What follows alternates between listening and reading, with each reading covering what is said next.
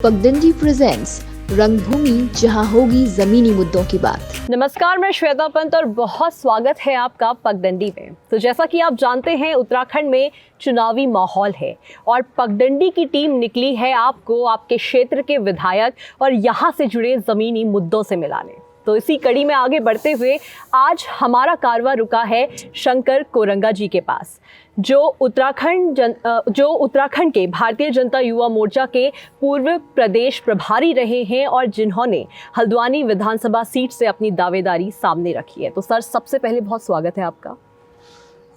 मेरा भी आप लोगों का हार्दिक स्वागत और अभिनंदन है। आपके चैनल ने मुझे इस योग्य समझा, उसके लिए मैं बहुत बहुत आपका हार्दिक आभार व्यक्त करता हूँ। धन्यवाद सर। तो सर, सबसे पहला और सीधा सवाल मैं आपसे रखूंगी, जो जनता के बीच से भी आ रहा है कि आपका नाम अभी चुनाव के आसपास सामने आया है। चुनाव के आसपास सक्रिय होना राजनीति के लिए कितना सही है, क्या समझते हैं आप? मैं 2001 से पार्टी संगठन में काम कर रहा हूँ और वार्ड इकाई का उपाध्यक्ष रहा मैं। उसके बाद फिर मैं नगर में उपाध्यक्ष रहा युवा मोर्चे में, फिर जिले में मंत्री रहा, महामंत्री रहा। मैं माननीय कोश्यारी जी के साथ एज ए प्रतिनिधि इस लोकसभा में रहा। मैंने बहुत आंदोलन किए हैं, चाहे वो आपके उत्तराखंड आंदोलन के दौरान का विषय रहा हो, राज्य आंदोलन का विषय रहा हो, या फिर इस हल्द्वानी से संबंधित और उत्तराखंड से संबंधित। मैंने, आप देखिएगा मेरे बारे में, दिल्ली लोकसभा में मैंने चुनाव लड़ाया गौतम गंभीर जी को। रानीखेत है, अल्मोड़ा है, नैनीताल है, उधम सिंह नगर का मैं युवा मोर्चे का प्रभारी रहा।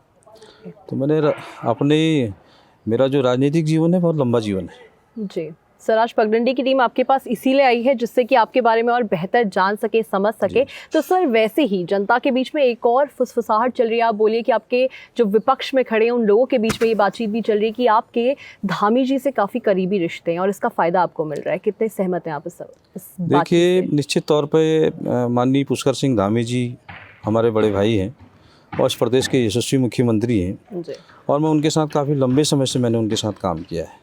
उनका व्यवहार, उनका मृदुभाषी होना, वो हर व्यक्ति को अपनी तरफ खींचते हैं।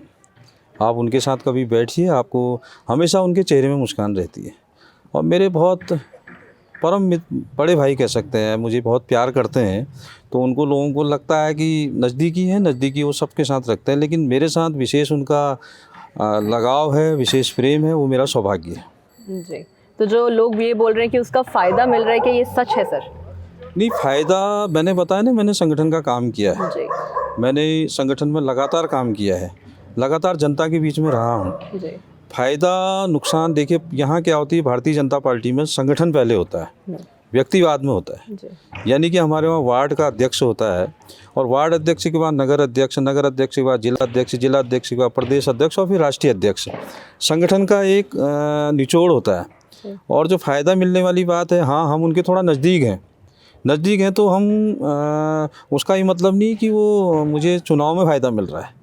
मित्र हैं, अच्छा मानते हैं, तो वो मेरा कह सकते हैं सौभाग्य है। जी सर, हल्द्वानी विधानसभा सीट से आपने दावेदारी रखी है। आपने हल्द्वानी विधानसभा सीट ही क्यों चुनी, और अगर आपको यहाँ से टिकट मिलता है तो आप सबसे बड़ा कौन सा मुद्दा लेके चल रहे हैं जिससे आप हल्द्वानी को विकास की श्रेणी में ऊपर ला सकें?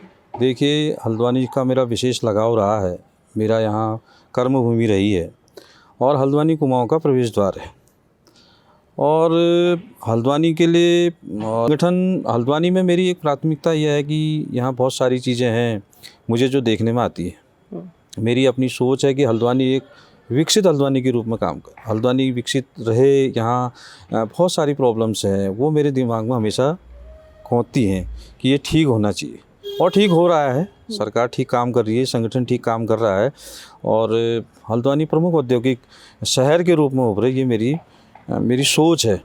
और हल्द्वानी को ठीक तरह से उसका सुनियोजित विकास हो, ये मेरी सोच है। तो उस सोच को साकार करने के लिए आप क्या ऐसे बड़े कदम उठाएंगे? देखिए, मेरा सबसे बड़े जो मेरे दिमाग में चलता है, एक तो क्या है कि पार्किंग है। यहाँ पार्किंग की बहुत बड़ी दिक्कत होती है, तो वो भूमिगत पार्किंग, अन्य पार्किंग करने का मेरा एक विचार मेरे दिमाग में है। और दूसरा, जो हल्द्वानी में ट्रैफिक है, इतना अनकंट्रोल ट्रैफिक है, हम भी जहाँ से कहीं से भी निकलते हैं तो हर आदमी को घर से निकलने से पहले सोचता है। तो ये फ्लाईओवर का मेरा एक सपना है कि यहाँ फ्लाईओवर पूरे हल्द्वानी में मैं लगाऊँ करूँ।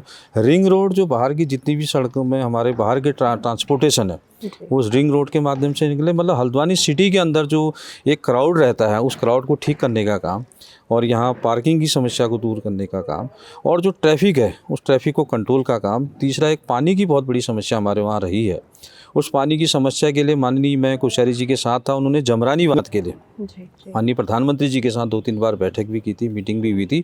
वो धरातल रूप में आ गया, उसका पैसा भी रिलीज हो गया, काम भी तैयारी हो। उसको पूरे इम्प्लीमेंटेशन लाने तक के लिए हमारे माननीय सांसद अजय भट्ट जी, माननीय केंद्रीय रक्षा मंत्री, राज्य मंत्री जी, उसमें भरकस प्रयास उन्होंने किया। ये पानी की समस्या प्लस और जो सड़कें का है अनुयोजित जो विकास हुआ है, सड़कों को ठीक करने का काम।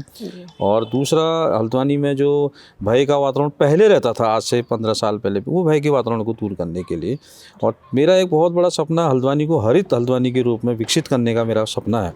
यानी कि हम देखते हैं कि गर्मी में हम जब निकलते हैं तो एक पेड़ नहीं दिखाई देता, कहीं गर्मी होती तो हम जो है अपनी मोटरसाइकिल इतनी तपती, हम कहते हैं कि कहीं पेड़ का एक कोना मिल जाता तो हम वहाँ लगा लेते। यानी कहने का मतलब है कि हल्द्वानी को हरा भरा करने का मेरा सपना है। बिल्कुल सर, हल्द्वानी सीट से ऐसे बहुत सारे चेहरों ने अपनी दावेदारी सामने रखी है भाजपा से ही, जिन्होंने पहले भी भाजपा को जीत दिलाई है। तो ऐसे में आपको क्या लगता है कि कितना आसान या कितना मुश्किल होगा यहाँ से जीत पाना और टिकट ले पाना? दोबारा रिपीट करिए। क्या सर, जो हल्द्वानी विधानसभा सीट है, यहाँ से बहुत सारे लोग ऐसे हैं भाजपा से ही जिन्होंने अपनी दावेदारी सामने रखी है और जिन्होंने आज से पहले भाजपा को जीत भी दिलाई है। तो कितना आसान होगा आपके लिए टिकट ले पाना और जीत दिला पाना? आसान या कठिन आपके हिसाब से? देखिए, ऐसा है, मैंने बताया ना, भारतीय जनता पार्टी में कार्यकर्ता आधारित पार्टी है। मैं भी कार्यकर्ता हूँ, माननीय प्रधानमंत्री जी भी कार्यकर्ता हैं और माननीय मुख्यमंत्री जी भी कार्यकर्ता हैं। टिकट एक को मिलता है और यहाँ संगठन पहले होता है। मैंने अभी फिर रिपीट कर रहा हूँ, व्यक्ति का कोई महत्व नहीं होता, संगठन ने जिसको तय कर दिया उसके पीछे हम सब लोग हैं। जिसको भी टिकट मिलेगा मैं उसके साथ खड़ा हूँ। और दूसरी बात, मेरे को अगर संगठन कहता है कि भाई चुनाव में लड़िए, चुनाव आपको जाना है, तो मैं उसकी पूरी ईमानदारी से, पूरी श्रद्धा से और पूरी ताकत से विधानसभा के अंदर चुनाव लड़ूंगा। और रही बात, सब लोगों ने मेहनत की है, किसी एक व्यक्ति का ये कोई प्राइवेट लिमिटेड पार्टी नहीं है। कोई ये कहे कि मैं जो है इस संग मेरे दम पर पार्टी है, पार्टी सिर्फ कार्यकर्ताओं की पार्टी है, कार्यकर्ता आधारित कैडर बेस्ड पार्टी है भारतीय जनता पार्टी। तो यहाँ सब बराबर काम करते हैं, सबका महत्वपूर्ण योगदान होता है। किसी का किसी क्षेत्र में होता है, किसी का किसी क्षेत्र में होता है, किसी का किसी क्षेत्र में होता है। तो भारतीय जनता पार्टी का जो कार्यकर्ता होता है वो बिल्कुल तन्मयता के साथ काम करता है। बूथ स्तर से बूथ स्तर तक का काम करने वाला कार्यकर्ता और राष्ट्रीय लेवल तक कार्यकर्ता काम करने वाला कार्यकर्ता, सब एक ही प्रकार का काम करते हैं। वो चुनाव में सब लोग अपना लगते हैं। इसमें ऐसा कहना है ठीक नहीं कि किसी एक व्यक्तिगत ने किसी को जीत दिलाई या किसी ने चुनाव में लड़ करके जिताया। तो ये सब लोग एक साथ सामूहिक प्रयास से चुनाव में लड़ते हैं, जीतते हैं और सरकारें बनती है। जी सर, अभी हाल ही में माननीय प्रधानमंत्री नरेंद्र मोदी जी यहाँ पे आए थे और उन्होंने यहाँ पे जो भी 17,000 करोड़ का एक कहना चाहिए तोहफा दिया है उत्तराखंड को, तो आपको क्या लगता है कि उसका कितना प्रभाव पड़ेगा इस बार के इलेक्शंस में? और जो जनता से उन्होंने बात की है, जो भी संदेश जनता को दिया है, उसका एक कैसा प्रभाव रहेगा जनता के ऊपर? देखिए, ये तो सौभाग्य है उत्तराखंड का और देश का सौभाग्य है। माननीय नरेंद्र भाई मोदी इस देश के प्रधानमंत्री हैं। उत्तराखंड का सौभाग्य है और लगातार उत्तराखंड आ रहे हैं। देहरादून वो आए, हल्द्वानी वो आए और पहले से भी वो आते थे यहाँ। और जब वो संगठन मंत्री थे उस दौरान भी उनका पूरा उत्तराखंड का उनका विशेष लगाव है। बाबा केदारनाथ पर उनकी विशेष श्रद्धा है और बाबा केदारनाथ का उन पर आशीर्वाद है। हल्द्वानी के लिए जो उन्होंने 17,000 करोड़ का जो पैकेज दिया, वो उन्होंने यहाँ के हमारे यशस्वी मुख्यमंत्री माननीय पुष्कर सिंह धामी जी, उनके प्रयासों से ये सब संभव हुआ। भाई योजनाएं उन्होंने दी, उन्होंने उसके बारे में बताया, उन्होंने हल्द्वानी के अलावा इस पूरे उत्तराखंड के बारे में चर्चा की। तो वो जो 2,000 करोड़ का जो पैकेज दिया है वो हमारे उस हल्द्वानी के लिए एक बहुत बड़ी उम्मीद का काम कर रहे हैं। अब मैंने बताया ना, मेरी जो अपनी जो योजनाएं हैं उन सब चीज़ों में भी आगे साकार होंगी और हल्द्वानी एक विकसित हल्द्वानी का विकसित होगा। और हल्द्वानी जो है कुमाऊं का प्रवेश द्वार है। जैसे गढ़वाल में देहरादून वहाँ का प्रवेश द्वार है, तो ये दोनों हमारे मिनी स्टेट के रूप में काम करते हैं। तो हल्द्वानी को विकसित करने के लिए माननीय प्रधानमंत्री जी ने जो भी पैकेज दिया है उसके लिए जनता में बहुत उत्साह है। जनता, जिस दिन मोदी जी यहाँ आए हुए थे, उन्होंने, आप देखिएगा, पूरे चारों तरफ सड़क में इतना जाम लगा हुआ था। जाम का मतलब कि लोग उनको सुनने के लिए ललाए थे, और उस आशा के अनुरूप उन्होंने हल्द्वानी के लिए विशेष पैकेज दिए। उसका मैं भगवान बद्री केदार से प्रार्थना करता हूँ कि माननीय प्रधानमंत्री जी चिरायु हो और भगवान उनको बहुत लंबी उम्र दे। वो यहाँ के युग पुरुष हैं, और उत्तराखंड के माननीय मुख्यमंत्री पुष्कर सिंह धामी जी ने जो ये प्रयास किया, उसके लिए भगवान उनको बहुत शक्ति दे, बहुत ताकत दे, और दोबारा इस प्रदेश का नेतृत्व, अभी फिर चुनाव हो, दोबारा नेतृत्व माननीय पुष्कर सिंह धामी जी करें। जी सर, आखिरी सवाल आपसे करती हूँ आज का। आपका एक संदेश जनता के नाम, जिससे जनता को ये भरोसा हो जाए कि वो हल्द्वानी के 2022 के विधायक को सुन रहे हैं, ऐसा एक संदेश। देखिए, मेरा एक संदेश है, सबसे पहले तो वो जो इस समय चल रहा है, कोरोना का जो चल रहा है, थोड़ा बहुत दस्तक हो रही है, हालांकि हमारी सरकारों ने उसमें नियंत्रण किया है। माननीय प्रधानमंत्री जी उसके लिए बहुत ज़बरदस्त नियंत्रण करते हैं।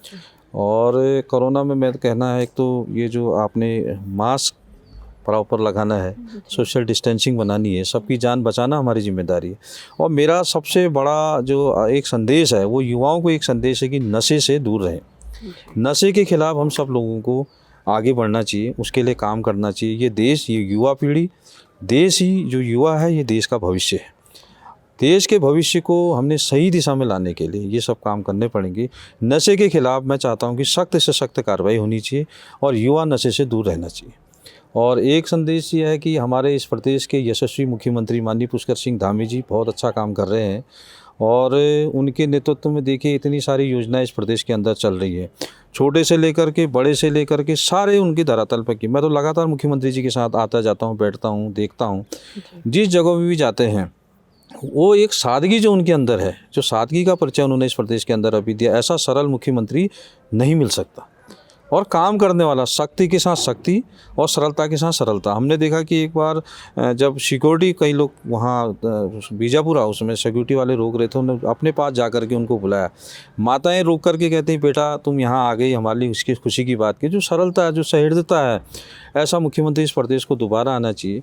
ऐसा मैं सोचता हूँ कि ये सब चीज़ों के लोगों के मन में उनके प्रति एक सच्ची श्रद्धा और भाव होना चाहिए, ऐसा मेरा मानना है।